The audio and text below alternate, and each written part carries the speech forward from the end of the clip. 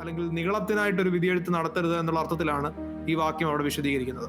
ഞാൻ ഏറ്റവും എലീറ്റാണ്, ഞാൻ ഏറ്റവും നല്ലവനായതുകൊണ്ട് എനിക്ക് മറ്റുള്ളവരെ വിധിക്കാൻ പറ്റും എന്നുള്ള ചിന്താഗതി ഉണ്ടാകുന്നുണ്ട്. ശിഷ്യന്മാരുടെ ഇടയിൽ കള്ളപ്രവാചകന്മാരാരാണ്, ശരിയായ പ്രവാചകന്മാർ ഏതാണ് എന്നുള്ളൊരു വിധി നമ്മൾ വിധി എഴുതേണ്ടത് ആവശ്യമാണ്, മനസ്സിലാക്കേണ്ടത്, വിവേചിച്ചറിയേണ്ടത് ആവശ്യമാണ്. പാറമേൽ അടിസ്ഥാനമിട്ട ബുദ്ധിയുള്ള മനുഷ്യനെ പോലെ ദൈവവചനത്തിലും ദൈവകൃപയിലും ആശ്രയിക്കുന്ന ഒരു വിശ്വാസിയായി മാറാൻ.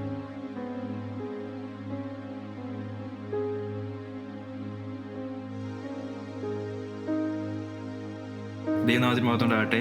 മിസ്കോട്ടഡ് ബൈബിൾ വേഴ്സസിന്റെ 4ാമത്തെ എപ്പിസോഡിലേക്ക് വരുവാൻ ദൈവം നമ്മെ സഹായിച്ചു. കഴിഞ്ഞ 3 എപ്പിസോഡുകളിലൊക്കെ നമ്മൾ ഓരോ വാക്യങ്ങളൊക്കെ ചിന്തിക്കാനുള്ള അവസരം ദൈവം ഒരുക്കി. നമ്മൾ വീണ്ടും സെർമൺ ഓൺ ദ മൗണ്ട് അല്ലെങ്കിൽ ഗിരിപ്രഭാഷണത്തിൽ നിന്നുള്ള അടുത്തൊരു വാക്യത്തിലേക്കാണ് നമ്മൾ ഇന്ന് പോകാൻ വേണ്ടി ആഗ്രഹിക്കുന്നത്. മത്തായി സുവിശേഷം 7-ാമത്തെ അധ്യായം അതിൻ്റെ 1-ാം വാക്യത്തിൽ നാം ഇങ്ങനെ കാണുന്നു: നിങ്ങൾ വിധിക്കപ്പെടാതിരിക്കേണ്ടതിന് വിധിക്കരുത് എന്നുള്ളൊരു വാക്യം ആണ് നമ്മളിന്ന് ചിന്തിക്കുന്നത്. വളരെയധികം മിസ്കോട്ട് ചെയ്യപ്പെടുന്ന ഒരു വേഴ്സാണ് ഈ ഒരു വേഴ്സ്. പലരും ഈ പ്രസംഗങ്ങളെ പറ്റിയുള്ള കമൻസ് പറയുമ്പോൾ അതിന് പറയുന്നൊരു കാര്യമുണ്ട്: നിങ്ങൾ ആരാണ് അവരെ വിധിക്കുവാൻ വേണ്ടി എന്നുള്ള രീതിയിൽ സംസാരിക്കുന്ന പലതും നമ്മൾ കേട്ടിട്ടുണ്ട്. പക്ഷെ ശരിക്കും ആ ഒരു രീതിയിലാണോ യേശു ഇവിടെ പറയുന്നത്? ഈ വിധിക്കരുത് എന്നുള്ള കാര്യത്തിൽ നമ്മൾ എന്താണ് ശ്രദ്ധിക്കേണ്ടത് എന്നുള്ള ചില കാര്യങ്ങളാണ്, അല്ലെ ആ കോണ്ടെക്സ്ച്വലിയാണ് നമ്മൾ ഇന്ന് ചിന്തിക്കാൻ വേണ്ടി പോകുന്നത്. അതിനു വേണ്ടി നമുക്ക് ഈ ഒരു വാക്യം വളരെ സവിസ്തരം പഠിക്കാൻ ദൈവം നമ്മെ സഹായിക്കട്ടെ എന്ന് ഞാൻ ആത്മാർത്ഥമായിട്ട് പ്രാർത്ഥിക്കുകയാണ്. നമ്മൾ വ്യക്തിപരമായ സംഭാഷണങ്ങളാണെങ്കിലും പലപ്പോഴും പറയുന്നൊരു കാര്യമാണ്, നമ്മൾ ആരെയും വിധിക്കരുത്, നമ്മൾ ആരാണ് വിധിക്കാൻ എന്നൊക്കെ നിലയിൽ സംസാരിക്കാറുണ്ട്. എന്നാൽ ജീവിതത്തിൽ നമ്മൾ ചില കാര്യങ്ങളെ വിവേചിക്കേണ്ട, വ്യക്തമായി മനസ്സിലാക്കേണ്ട പല ഘട്ടങ്ങളും വരും. പ്രത്യേകിച്ചും ഉപദേശ സംബന്ധമായ വിഷയങ്ങൾ അല്ലെങ്കിൽ ധാർമ്മികത സംബന്ധിച്ച വിഷയങ്ങളൊക്കെ വരുമ്പോൾ വിധിക്കേണ്ട അല്ലെങ്കിൽ വിവേചിക്കേണ്ട സാഹചര്യങ്ങൾ ഉണ്ടാകും. അപ്പോൾ പലപ്പോഴും നമ്മൾ സ്വയം പറയുകയോ അല്ലെങ്കിൽ അങ്ങനെ ഒരു വ്യക്തമായ വിധി പറയുന്നവരോട് അല്ലെങ്കിൽ വ്യക്തമായി വിവേചിച്ച് സംസാരിക്കുന്നവരോട് നമ്മൾ അവരോട് പറയുകയോ ചെയ്യുന്നൊരു കാര്യമാണ് വിധിക്കരുത് എന്നുള്ളത്. എന്നാൽ ഇവിടെ നമ്മൾ പഠിക്കുമ്പോൾ, നമ്മൾ ആദ്യത്തെ എപ്പിസോഡിൽ ചിന്തിച്ചതുപോലെ, നമ്മൾ വാക്യത്തെ അതിന്റെ സന്ദർഭത്തിൽ നിന്ന് മാറ്റി ചിന്തിക്കുമ്പോൾ, ആ വാക്യത്തെ ആ ഒരു സംഖ്യ 7:1 എന്നുള്ള 7-1 എന്നുള്ളത് ഒരു പ്രത്യേക നമ്പറായിട്ട് അല്ലെങ്കിൽ ഒരു പ്രത്യേക വാക്യമായിട്ട് ആ സാഹചര്യത്തിൽ നടത്തി മാറ്റി ചിന്തിക്കുമ്പോഴാണ് നമ്മൾ ആ വാക്യത്തെ അങ്ങനെ ചിന്തിക്കാൻ ഇടയാകുന്നത്. ഇവിടെ യേശു അവിടെ ഒരു ഒറ്റ വാക്യമായിട്ടല്ല സംസാരിക്കുന്നത്, ഒരു കാര്യം തുടർന്ന് ഇങ്ങനെ സംസാരിക്കുകയാണ്. തുടർന്നുള്ള വാക്യങ്ങളിൽ നമ്മൾ യേശുവിന്റെ വാക്കുകൾ കേൾക്കുമ്പോൾ നമുക്ക് മനസ്സിലാക്കാനായിട്ട് കഴിയുന്നത്, ഇവിടെ വിധിക്കരുത് എന്ന് പറഞ്ഞിരിക്കുമ്പോൾ വിധിക്കാൻ പാടില്ല അല്ലെങ്കിൽ ഒരു തരത്തിലും വിധിക്കാൻ പാടില്ല എന്നുള്ള അർത്ഥത്തിലല്ല, മറിച്ച് എങ്ങനെ ആയിരിക്കണം നമ്മൾ വിധിക്കേണ്ടത്, ഏത് നിലയിലാണ് നമ്മൾ കാര്യങ്ങളിൽ തീരുമാനം എടുക്കേണ്ടത് എന്ന് മനസ്സിലാക്കാനായിട്ടാണ് യേശു ഇവിടെ സംസാരിക്കുന്നത്. വിധിക്കരുത്, എന്നാൽ നിങ്ങളെയും വിധിക്കയില്ല എന്ന് പറയുമ്പോൾ, നിങ്ങൾ വിധിക്കപ്പെടാതിരിക്കേണ്ടതിന് വിധിക്കരുത് എന്ന് പറയുമ്പോൾ, ദൈവത്താലോ മനുഷ്യരാലോ നിങ്ങൾ വിധിക്കപ്പെടാതിരിക്കേണ്ടത് നിങ്ങൾ വിധിക്കരുതെന്ന് പറയുമ്പോൾ ആ ഒരു നിലയിൽ, അതായത് കപടഭക്തിയോടുകൂടെ നമ്മൾ വിധിക്കരുത്. ഒരു ഹിപ്പോക്രിറ്റിക്കൽ ജഡ്ജ്മെന്റ് പാടില്ല.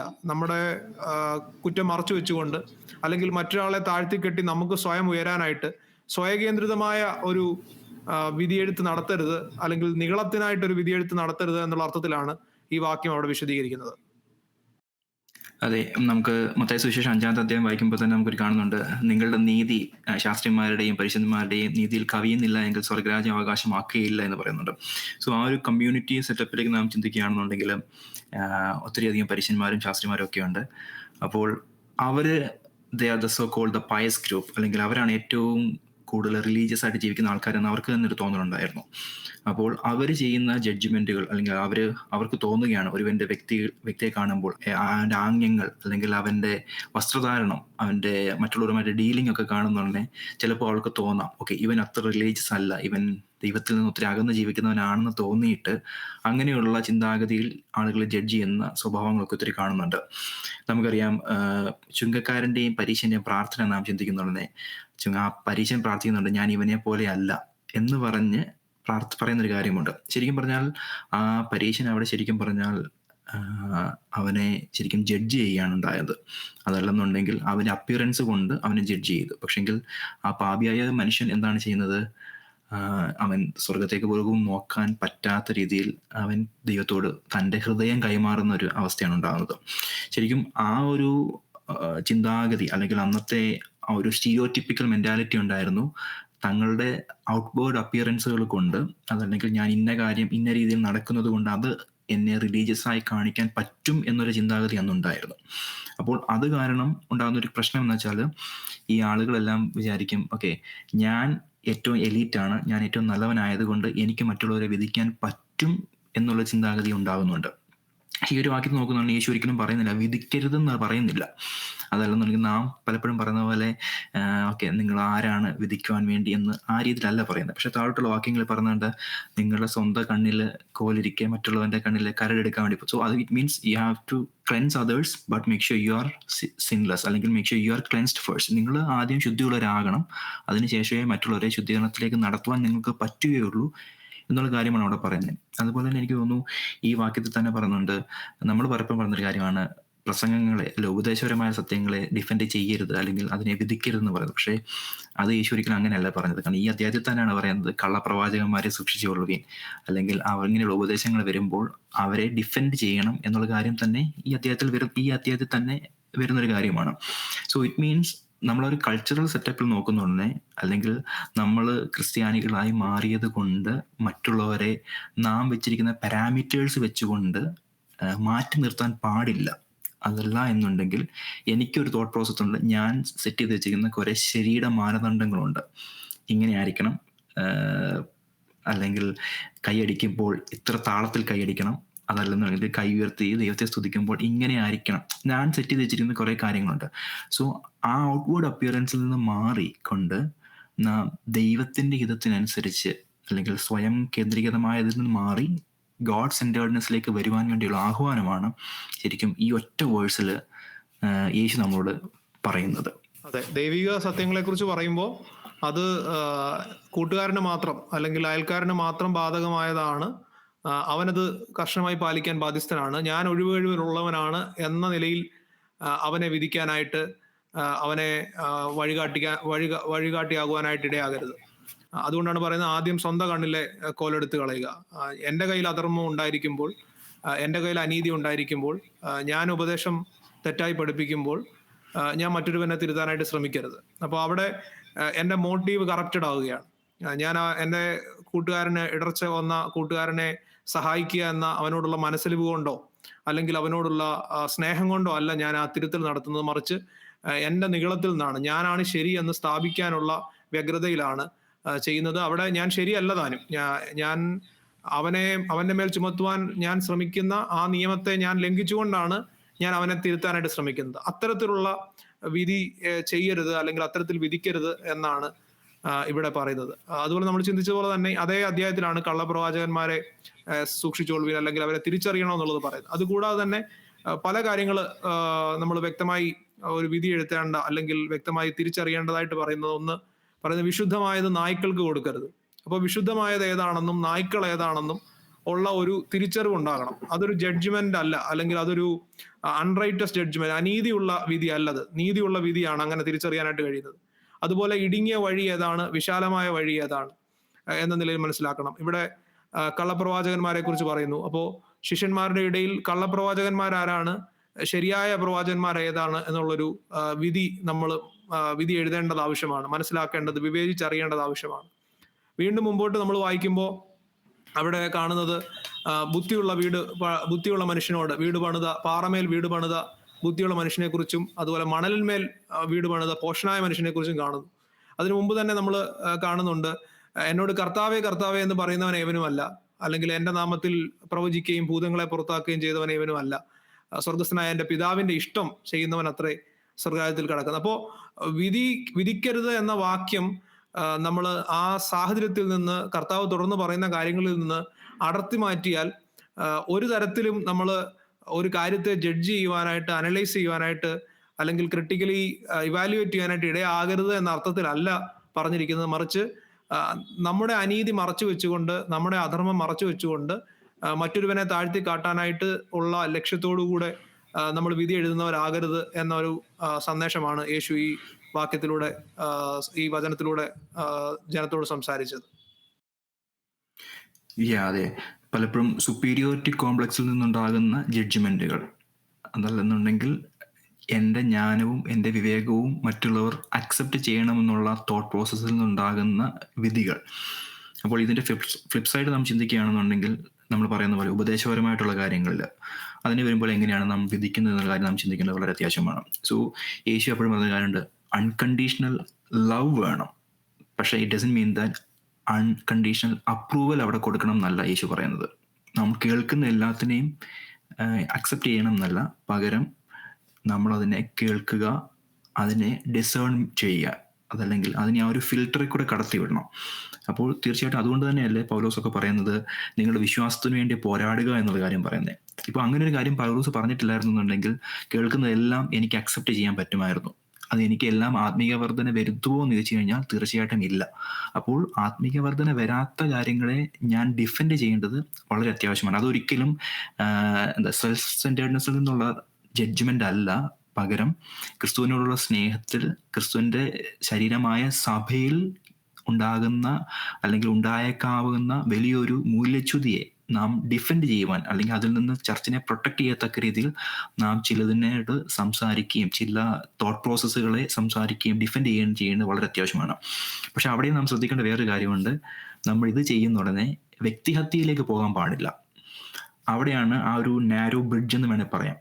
അപ്രൂവൽ അല്ല, അൺകണ്ടീഷണൽ അപ്രൂവൽ അല്ല. ആ വ്യക്തിയോട് സ്നേഹമുണ്ട്, തീർച്ചയായിട്ടും അൺകണ്ടീഷണൽ ലവ് അദ്ദേഹത്തോട് പ്രൊവൈഡ് ചെയ്യണം, ആ വ്യക്തിയോട് കാണിക്കണം. പക്ഷെങ്കിൽ അവിടെ ആ ഒരു ക്രിസ്തുവിൻ്റെ സ്നേഹത്തിൽ ആ വ്യക്തിയെ അല്ല ഡിഫെൻഡ് ചെയ്യുന്നത്, അദ്ദേഹത്തിൻ്റെ തോട്ട് പ്രോസസ്സിനെയാണെന്ന് അറിഞ്ഞുകൊണ്ട് നാം വളരെ പരിജ്ഞാനത്തോടെ ചെയ്യുന്നില്ല എന്നുണ്ടെങ്കിൽ നാം പരീക്ഷന്മാരെ പോലെയും ശാസ്ത്രിമാരെ പോലെയും മാറിപ്പോകാൻ സാധ്യതയുണ്ട്.